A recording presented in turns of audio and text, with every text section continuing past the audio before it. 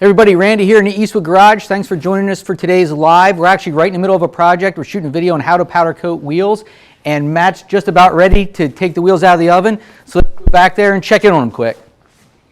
So the wheels we're doing today are 4041 Ford wheels that I'm building for a Roadster, Model A Roadster, and this is going to be an open wheel car. So we actually powder coated both sides. So we already finished the bead section and the back side, and I'm going to carefully spin this guy over, make sure everything's okay.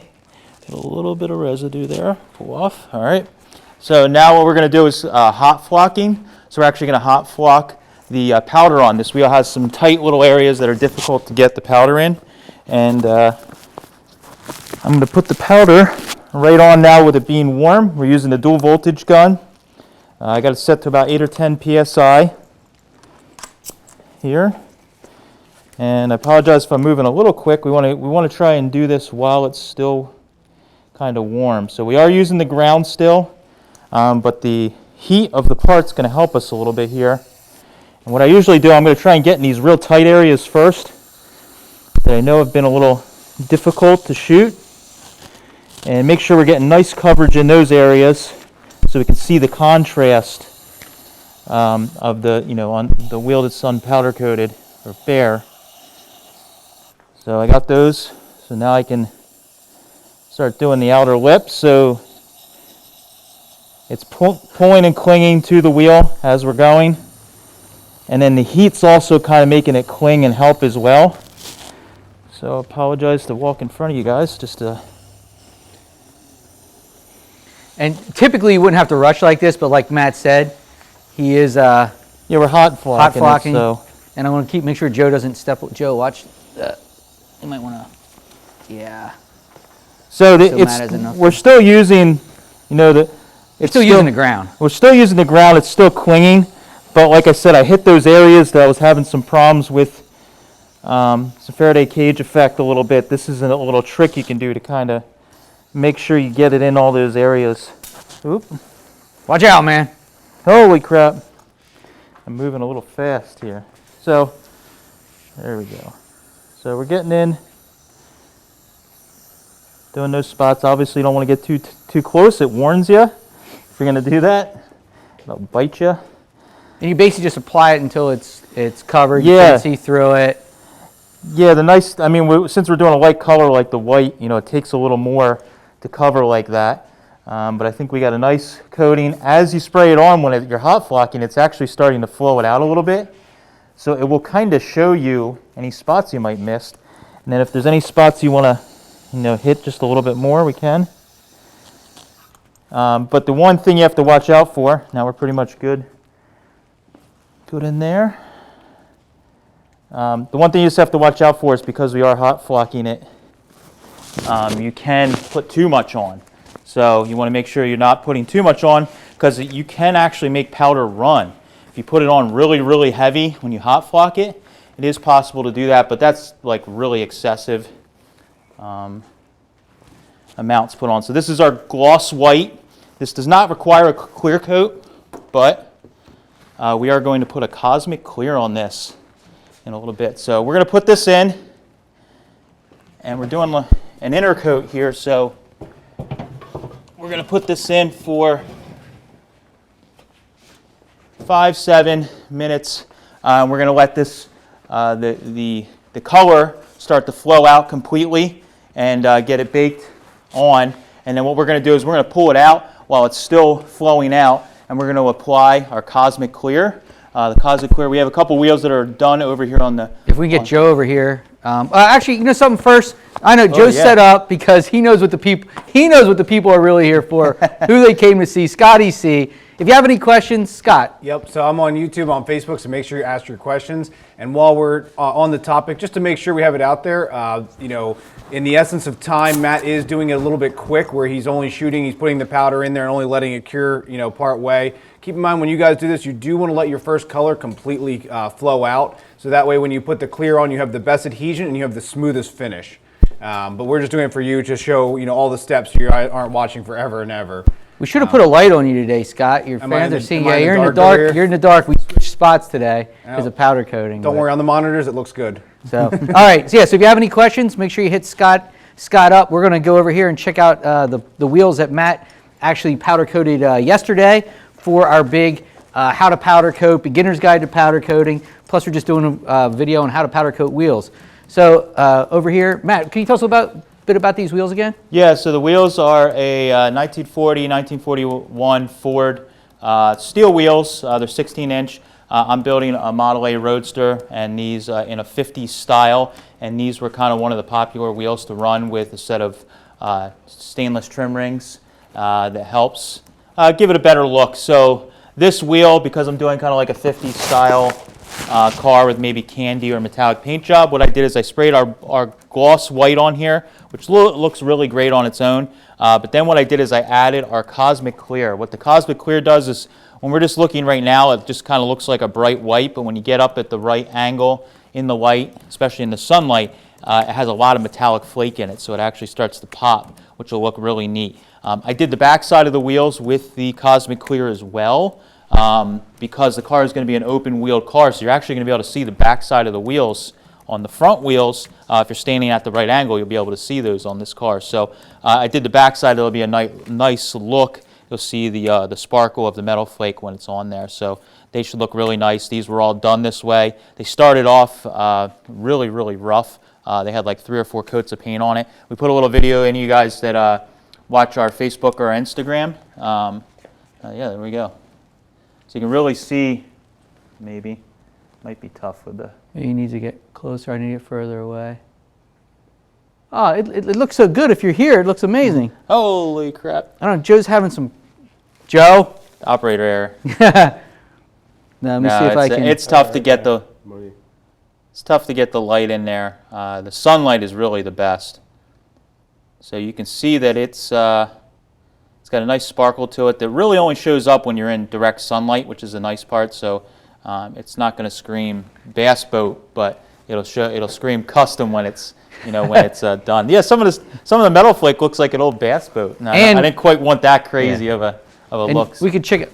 We got a couple minutes here. Yeah, I'm gonna start cleaning this gun out. We're changing over to the clear, so I'll start. Actually, we cleaning should this show up. them how easy it is to clean out a gun. That's one advantage of powder coating, is that you don't have all those chemicals. I combined solvents and chemicals into one word there. So you don't have all that stuff you got to try to dispose of like you do, if you're mixing paint. Yep. All you need is a blow gun. You blow it out, and you're ready to go again. And same thing with the powder. You can just sweep it up. We have a broom around here if I can figure out how to use it. So, and then the powder, you can just sweep up what's left, and really easy to clean.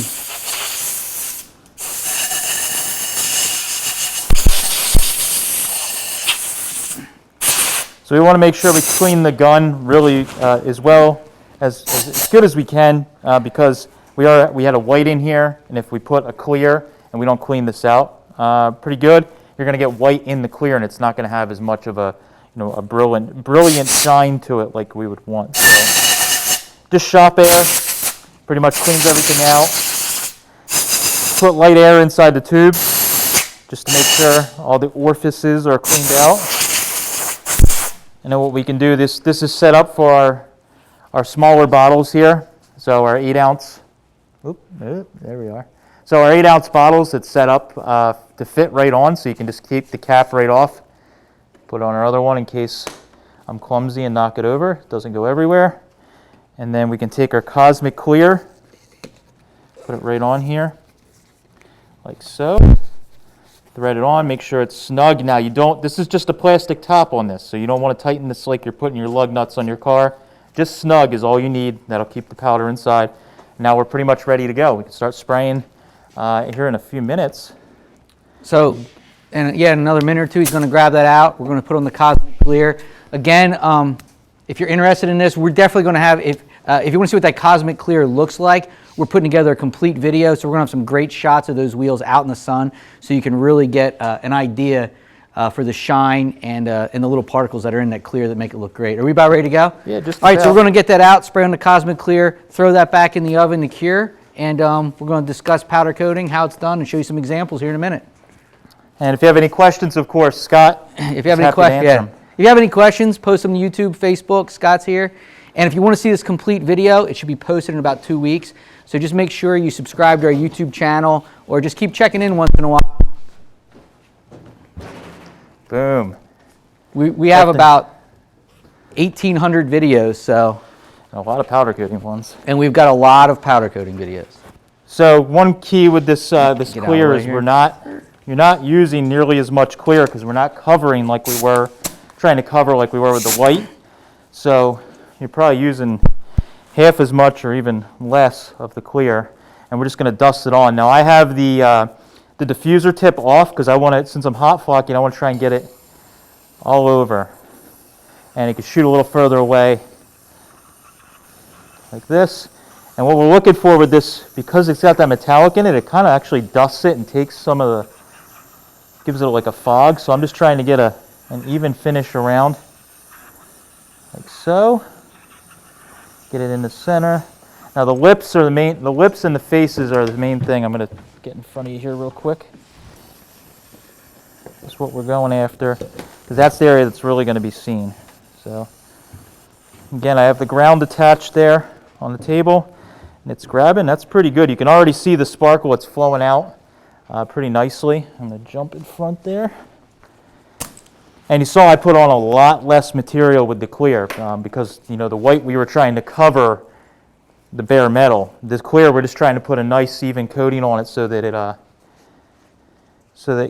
it protects, shines, and looks nice and even. So throw this on real quick.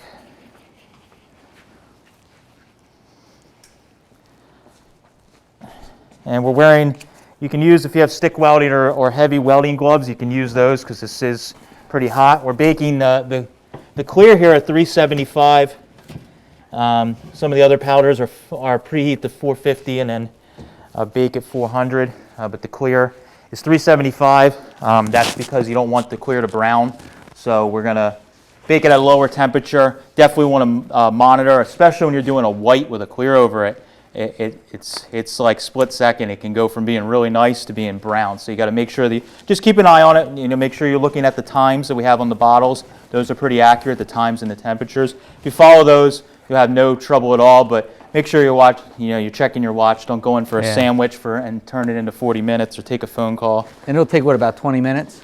Yeah, about 20 minutes. This will be flowed out and cured and ready to go. Nice thing about powder as well is that powder, you guys probably saw it. I took it out of the oven and it was fully cured on the backside. I could pick the wheel up other than it being hot and spin it around, not like, you know, automotive paint or traditional solvent paint that you're spraying. If it's still drying, you know, you don't want to handle something like that. But when powder cures, once you get that 20-minute cure time, you can touch it. Other than it being hot, you can touch it with no issue at all. So that's which is another advantage, because if you screw up your paint job, now you're stripping it. You got to figure out how. Where if you apply the powder and you actually touch it on the way in, you just blow it off with a blow nozzle and start over again. Yep. You don't have to chemically strip it, you know. So it's much more forgiving like that.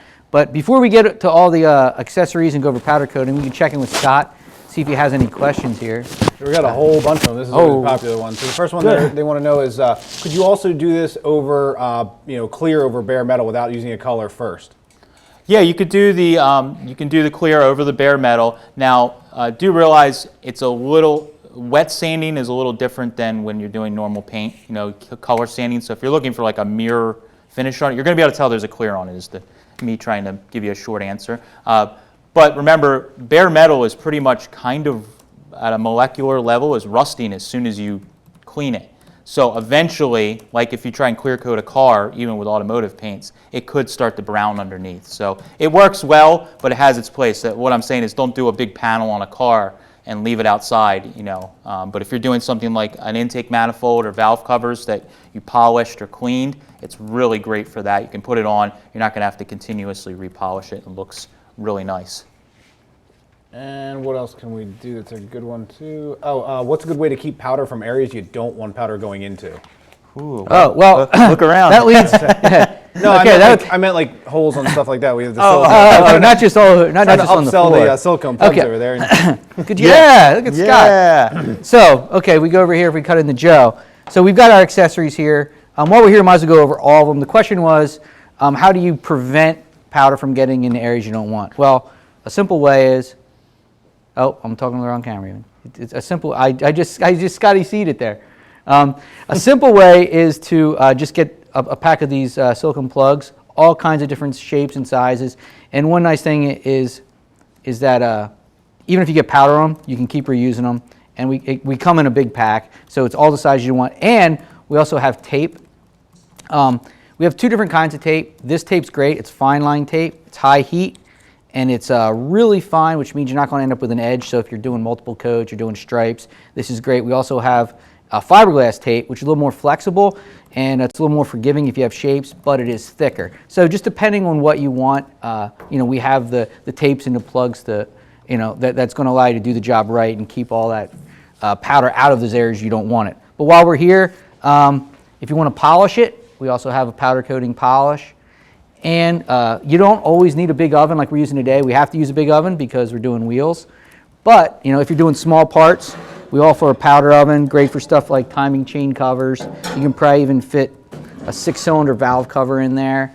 And another advantage of powder coating is that you do not need a huge compressor because it operates, couple CFM, 5 to 10 PSI. So if you have a little pancake compressor like this, which you've seen us use in a lot of our powder coating videos, you'll be perfectly fine. And if that's what you're doing, you're just getting started, you can even do crafts. Like we've powder coated glass using process hot flocking, where because it doesn't conduct, you just put the glass in the oven, you preheat it, and then the powder will just stick to it because it's hot, put it back in the cure. So, and then not only that, we've got videos just showing, we have translucent powders here. So what it looks like over chrome as opposed to here we put down a white base and then put the translucent blue over the white base. So you can really change the appearance. Or something like this valve cover here. So again, just translucent. It's one of our oranges. And then this is we put down a white base just to show you the difference and, and all the possibilities you have. And if you're just joining us, what we're doing is showing you how to powder coat wheels. So those are Matt's wheels off his old Ford that he's putting on a Roadster he's building. And it's our gloss white with a cosmic clear. And we're going to have a video coming out in probably a couple of weeks that really details how this process, and it actually starts with blasting. So if you've been following, we're trying a new style live videos where we're doing projects. So last week Matt was blasting them, and we actually did the the down to metal. We did the down to metal stripper. Yeah. So he was blasting a wheel. We put down to metal stripper on one of the wheels. So you're going to get to see a couple options. So if you don't have a big compressor, there are other options like the down to metal stripper that's going to remove all the rust and paint, or remove paint. Said it wrong 3 times. So it's going to remove all the paint and everything else. Or if you got a blast cabinet like our blasters you see in the studio, it's a great way for removing everything. Yeah, the down the metal worked really nice, even though we had both methods. If I was to do all 4 again and we weren't doing a video, I'd probably use a combination because the down the metal, these things had like 4 coats of paint on them. We posted a before photo on our Instagram, and you could see they just have paint peeling. And to blast through all that, we actually had to change the media because there was so many chips of paint in there. So by stripping it, you're getting the majority off, and then you can go on with the blaster and get it like perfect. So sometimes using a combination of the two is really nice. In that instance, it definitely was. And you can see that down the metal stripper worked in what, seconds? Seconds, you see it bubbling up. And within a couple of minutes, we were peeling it right off. Oh, So we'll have a complete video out showing you how to go from those original wheels that have 5 or more coats of paint on them, all the way to clean them, how to clean them, different methods, and then powder coating, making them look great again, and eventually we'll probably get a picture of them on the car. Yeah, hopefully hopefully later this year. It's the nicest part of the car right now. So, Joe, do you want to check these out before because we still got a little bit of time to bake these, but Joe can probably get a shot. I checked, took a peek while Randy was talking, and you can see it's flowed out nicely. You can actually kind of see the cosmic clear sparkle if he can get in there just right. The lighting's pretty cool. Maybe not. I don't know if our flashlight might help with that or not, but we're trying to get it from Scott. Scott's handy flashlight. Got to come prepared. There we go. Look at that. The sparkle is really cool. I like that. Nice subtle little touch. When we get them out in the sun next week for the video, well, maybe we can even just come live from that when we're doing it, right? Absolutely. Yeah, it'll give Joe something to do. So we can go live.